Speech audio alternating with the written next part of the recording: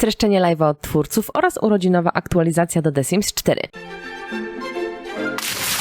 Hej rybenki, to Akwamaryna, zapraszam Was na odcinek newsowy, w którym omówimy sobie najnowszego live'a od twórców oraz aktualizację, która odbyła się chwilę po live'ie. Więc oczywiście zapraszam Was na kawusię lub herbatkę w moim towarzystwie i zaczynamy. Na samym wstępie chciałam Wam ogłosić, że na moim kanale pojawiło się moje autorskie wyzwanie Disneya. Przez cały luty, czyli 28 dni, na mojej karcie społeczności codziennie o północy będzie pojawiać się jeden bohater właśnie Disneya. Waszym zadaniem jest albo stworzyć Sima, albo dowolne pomieszczenie, inspirowane oczywiście daną postacią. Wszystkie reguły znajdziecie na mojej karcie społeczności, jest ich trochę, więc bardzo proszę Was o przeczytanie ich oraz oczywiście znajdziecie wszystko też na moim Discordzie, bo tam właśnie odbywa się całe wydarzenie. Najbardziej zaangażowana osoba zdobędzie pakiet Być rodzicem, a 2 pozostałe osoby mają szansę otrzymać wybraną przez siebie kolekcję. Więc co, podejmujecie się wyzwania? Dajcie oczywiście znać w komentarzu.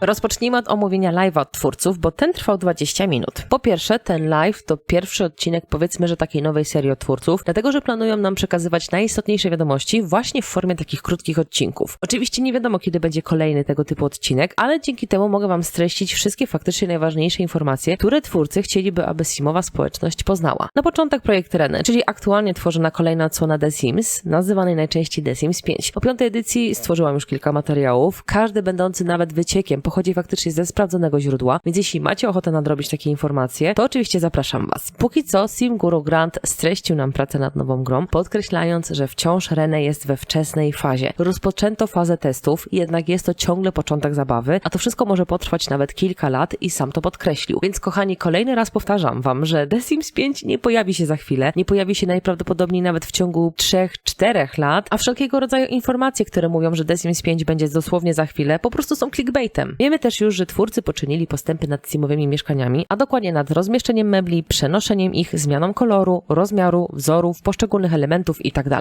Gra będzie na tyle wielofunkcyjna, że po kilku godzinach grania na komputerze będziemy najprawdopodobniej mogli kontynuować rozgrywkę na przykład na telefonie, ewentualnie jakimś innym urządzeniu, ale póki co za przykład podano telefon. To ogólnie oznacza, że będziemy mogli grać w The Sims gdziekolwiek będziemy się znajdować. Taka opcja będzie również możliwa w drugą stronę. Treści stworzone na telefonie będą kompatybilne z tymi na komputerze. Po prostu chodzi o to, że jedna gra będzie tak naprawdę dostępna na wielu urządzeniach. Także myślę, że to jest naprawdę bardzo ciekawa opcja. Potwierdzona została również informacja o trybie jednoosobowym, bo przedtem dużo faktycznie mówiło się o trybie multiplayer. Twórcy zdają sobie sprawę, że rozgrywki jednoosobowe są dla graczy wygodne, bo i bardziej prywatne. No i nie oszukujmy się, ale na tym zostaliśmy przez te Simsy wychowani, więc pracują cały czas nad rozwiązaniem umożliwiającym dodanie do gry zaproszonych graczy. To jest w sumie bardzo ciekawa opcja, bo najprawdopodobniej nie będziemy musieli się wszyscy spotykać w formie online, powiedzmy, że na otwartym serwerze, tylko po prostu będziemy mogli siebie zapraszać dosłownie za pośrednictwem zaproszenia do gry. To jest dość bezpieczna opcja i to może minimalizować dosłownie różne potencjalne zagrożenia. Także uważam, że to jest faktycznie rozsądny krok. Wiadomo, kochani, koncepcja może się jeszcze zmienić, więc tak naprawdę nie nastawiajmy się, ale myślę, że faktycznie to wszystko idzie w dobrym kierunku. Ogólnie o większych nowościach będziemy informowani na bieżąco przy następnych aktualizacjach. No i kolejny raz podkreślam, że to długi proces, dosłownie na lata, więc kochani, naprawdę uzbrójcie się w cierpliwość, bo nic niestety z The Sims 5 czy z projektem Renę nie wydarzy się tak naprawdę za chwilę. Na live również nie zabrakło informacji o The Sims Mobile oraz The Sims Free. Ja ogólnie w tę aplikację nie gram, wolę wersję na komputer, ale żeby nie było faktycznie, że coś pomijam, to o tym też oczywiście Wam wspomnę. W dużym skrócie mówiąc, z okazji po prostu nadchodzących 5. urodzin The Sims Mobile dodano tam Disco Plan Boba. Również pojawi się wydarzenie poszukiwania skarbów, w którym będą do zdobycia wyjątkowe obiekty. Do tego wszystkiego pojawi się jeszcze 60-dniowe wydarzenie związane z koreańską architekturą oraz modą. Warto też dodać, że dojdzie do gry nowa postać o imieniu Jenny, czyli pani architekt New Age, która czerpie inspirację z kultury koreańskiej. Jeśli natomiast chodzi o Sims Freeplay, to zaktualizowano ścieżkę dźwiękową i dodano 4 kultowe utwory pochodzące z 4 edycji The Sims. Dodatkowo miasto w grze się rozrasta i na pustynnej mapie pojawi się nowa lokalizacja. Od kwietnia nowa okolica zyska więcej parceli domowych, które będzie można spersonalizować według własnych pomysłów. A rozwój miasta pozwoli nam uzyskać dostęp do parku rozrywki, który jest pełen atrakcji. Póki co pierwsze 2 osiedla są już dostępne. Także jeżeli faktycznie, kochani, gracie, to ja Wam życzę oczywiście miłej zabawy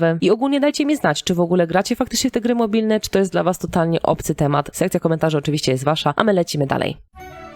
Teraz pogadajmy o największej nowości, bo pojawił się zwiastun zapowiadający nową grupę wiekową, jaką są bardzo wyczekiwane przez społeczność niemowlaki. Już wiemy, że ta ogromna aktualizacja nastąpi dopiero 14 marca, więc kochani, niestety, ale nie nastąpiła teraz. No ale zatrzymajmy się troszkę na tym temacie. Na zwiastunie mogliśmy zauważyć nowe rodzaje łóżeczka, kilka ciekawych elementów, najprawdopodobniej dekoracyjnych, nowe zabawki, przegląd nowych ubrań w trybie tworzenia sima, karmienie piersią w pozycji siedzącej, odbicie się chluśnięciem mleka, karmienie na krzesełku, kąpiel w wannie, zabawę oraz ugryzienie przez dzieciaczka palce dorosłego sima. Dojdą również nowe cenne momenty i najprawdopodobniej 3 nowe urocze cechy. Na zwiastunie mogliśmy jeszcze zobaczyć przyjęcie urodzinowe w ogrodzie z klaunem oraz z wielką lamą na stole. Ogólnie zwiastun pokazywał, jak różne mogą być niemowlaki i jaki mogą wprowadzić chaos do rozgrywki. Pokazano nam również bardziej szczegółowo tryb tworzenia sima pod kątem dostosowania wyglądu maluszków. Będą dostępne 3 podglądowe pozycje, a dokładnie dziecka leżącego na plecach, siedzącego i podpartego o poduszkę oraz leżącego na brzuszku. Ogólnie do gry dojdzie wiele innych nowych pozycji, jak również karmienie butelką na siedząco oraz przekazywanie niemowlaka do rąk innego sima. Dzieci będą dość pokraczne, energiczne, urocze i nieskoordynowane. W kasie będą na nas czekały nowe ubrania, fryzury, buty, nakrycia głowy, akcesoria, okulary oraz zęby i znaki szczególne. Dużą uwagę skupiono na dodawaniu nowych interakcji, angażując m.in. inne grupy wiekowe, jak na przykład dzieci, małe dzieci, a nawet i niemowlęta oraz nawet psy i koty. Jest to zrobione tak, aby faktycznie każdy sim mógł się cieszyć wejściem nowej grupy i aby żadna grupa simów nie była obojętna na nowe postacie. I co ciekawe, ich płacz został tak zaprojektowany, aby uszy graczy nie były zbyt przemęczone od nadmiaru płaczu. Ma być uroczo, ma być słodko i to była główna domena twórców. Jedno jest pewne, prezentacja ogólnie była naprawdę atrakcyjna. Twórcy chcieli pokazać nam coś, co zdecydowanie przewyższy nawet i nasze oczekiwania i myślę, że w sumie to się im udało. Sądzę, że dostaliśmy sporo nowych informacji, które wydają się być naprawdę atrakcyjne, więc na pewno jest na co czekać. Przypomnę, 14 marca dopiero otrzymamy tą wielką darmową aktualizację. A teraz, kochani, przejdźmy sobie do nowej simowej rodziny, która dojdzie wraz z nowym dodatkiem. Ostatnią najważniejszą rzeczą na live, która się pojawiła dosłownie przez kilka sekund, to nowa simowa rodzina o nazwisku Michelson. Już 2 lutego najprawdopodobniej ta rodzinka będzie występować w zwiastunie zapowiadającym nowy dodatek do gry. Oczywiście pełną analizę zwiastuna również znajdziecie na moim kanale, więc nic was nie ominie, o ile zasubskrybujecie mój kanał. Także wyklikacie przycisk subskrypcji, a ja zabieram się za omawianie najnowszej aktualizacji. 31 stycznia obchodzimy 23 urodziny serii The Sims. Z tej okazji przygotowano dla nas kilka małych niespodzianek. Podkreślam, małych. Zacznijmy od trybu tworzenia sima, bo w sumie tam się dzieje najwięcej. Dodano nam nową zakładkę o nazwie akcesoria medyczne. Znajdziemy ją w kategorii twarz i w kategorii sylwetka. Na twarz twórcy dodali nam aparaty słuchowe dla simów i mamy możliwość założyć je już nawet najmłodszym, czyli małym dzieciom. Występują oczywiście w 3 wariantach: na prawe ucho, na lewe ucho oraz na oba. Kolejne akcesoria medyczne w kategorii sylwetka to różnego rodzaju glukometry i mamy możliwość założyć je na prawe lub lewe ramię oraz na podbrzusze. W kategorii blizny na ciele dochodzi nam również blizna pooperacyjna wyglądająca na nacięcie pod piersiami. Skoro twórcy dodali nam zakładkę ze sprzętem medycznym oraz bliznę tego typu, to może oznaczać otwarcie jakiegoś nowego rozdziału w grze, a przynajmniej liczę na to i wy też dajcie mi znać, czy wy też na to liczycie. Teraz oczywiście przejdźmy do ubrań. W zakładce górne części ubioru w kategorii bez rękawniki znajdziemy binder dostępny w wielu kolorach. W zakładce dolne części ubrań w kategorii bielizna twórcy przygotowali dla nas dosłownie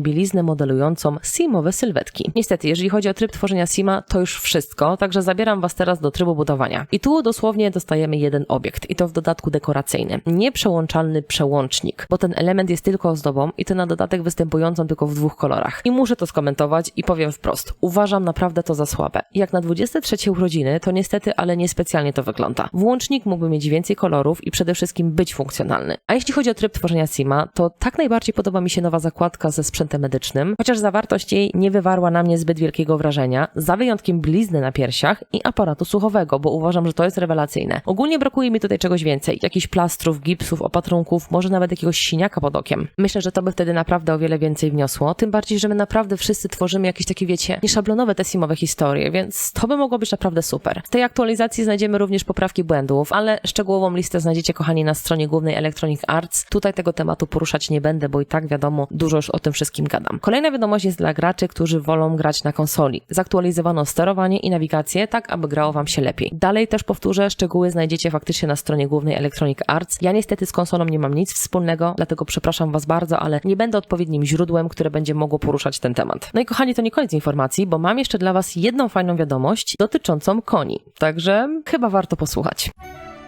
Wiecie doskonale, że twórcy lubią nas czasami podpuszczać i wiecie, testują naszą cierpliwość. I kto wie, może mamy do czynienia z tym po raz kolejny. Ostatnio na TikToku użytkownicy zadają dość dużo pytań odnośnie koni, a twórcy jakoś tak chętnie na te zapytania odpowiadają. No może nie pełnym zdaniem, ale za każdym razem emotką konia, ewentualnie emotką i słowem rżenie, oczywiście po angielsku. To dopiero początek roku, przed nami jeszcze naprawdę dużo miesięcy i różnego rodzaju map z rozszerzeniami, więc w sumie niewykluczone, że takie rozszerzenie się faktycznie pojawi. Konie w The Sims 4 są nawet na mojej liście marzeń, a nawet bym powiedziała, że życzeń. Więc kto wie, może te zwierzęta faktycznie się pojawią. Mniej więcej znam wasze opinie, ale chciałabym faktycznie wiedzieć, czy czekacie na te konie, czy fajnie by było, gdyby się w 2023 roku konie pojawiły w grze. Mamy naprawdę kilka fajnych miejscówek do pojeżdżenia, więc to by mogło być naprawdę coś fajnego. W tym tygodniu, kochani, spodziewajcie się jeszcze analizy zwiastuna nowego dodatku do The Sims 4, bo tak jak już mówiłam, 2 lutego czeka nas wszystkich oficjalne ujawnienie. Subskrybujcie mój kanał oczywiście, aby niczego nie przegapić. Ja wam pięknie dziękuję za uwagę. Dziękuję również moim wspierającym za pomoc w rozwoju kanału. Ode mnie to wszystko. Na razie, cześć, pa.